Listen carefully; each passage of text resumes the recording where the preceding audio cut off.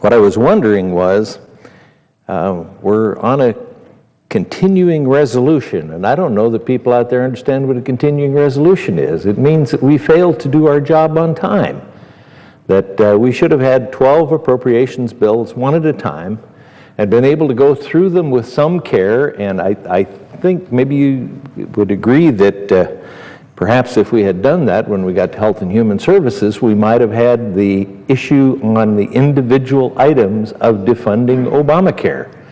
And had we had those individual ones, I think some of those would have passed. And it wouldn't have had to been an all or nothing like we've got now.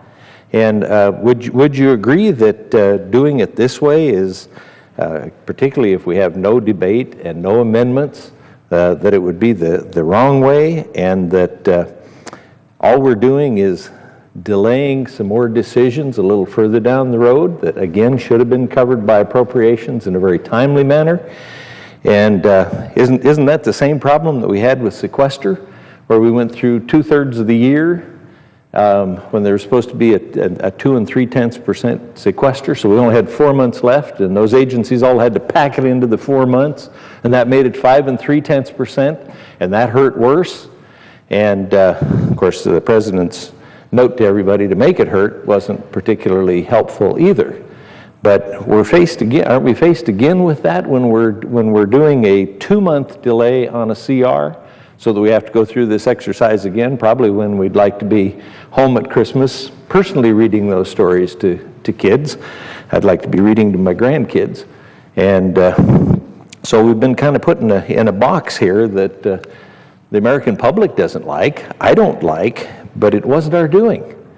If those bills would have been brought up one at a time, and we could have debated each of them, gotten into some details on, it's been a long time since we got into details on trillions of dollars of spending.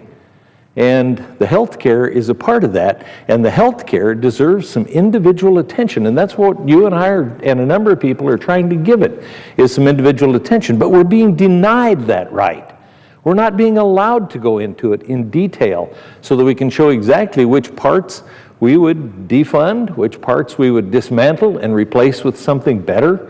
I spent a lot of time on this bill because I was here when it was going through the committee process. And in fact, I had a 10-step plan, it's on my website, that would have done more than this bill, and it would have been paid for. But that isn't a part of the bill. When they say that Republicans don't have solutions, they're not willing to look at any of the solutions, even if they would wind up in a better situation.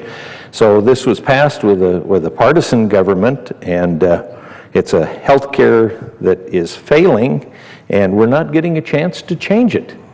Of course, I'm one of those that would have liked to have repealed it and started over again and gotten it right. I know of another substitute bill that's under Coburn and Senator Burr did, and that would have been a better replacement too. It would have covered more of the things that the president in the joint session of Congress, when he covered it, I was on a committee that was working on it particularly, and I sat there and I took extensive notes. And the next day at our meeting, I said, there are 14 things that he said in that speech that we did not cover. And I think we should have covered them.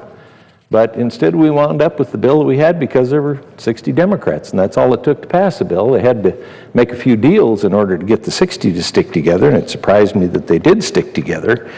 But, well, I'll end on that question. I have one other one that I'd like to ask too, but I think our failure to do appropriations leads us to this point and also gets us to a point where we can't go into the details of the bill. We have to take an all or nothing approach, and that's not legislating, that's deal making. And so I think we have an alternate approach, and I'd like for you to comment on that if you would. Well, I thank my friend from Wyoming for that very good question, and let me thank him also for his early support of this fight to defund Obamacare. When Senator Mike Lee and I began this endeavor, Senator Enzi was with us from the start, and I am grateful for his support and for his leadership. And I would note your question is exactly right. We wouldn't be in this mess were not for the failure of the United States Senate, the failure of the Senate to do its job, the failure of the Senate to have open debate, to have open amendments, the failure of the Senate to actually pass appropriations bills.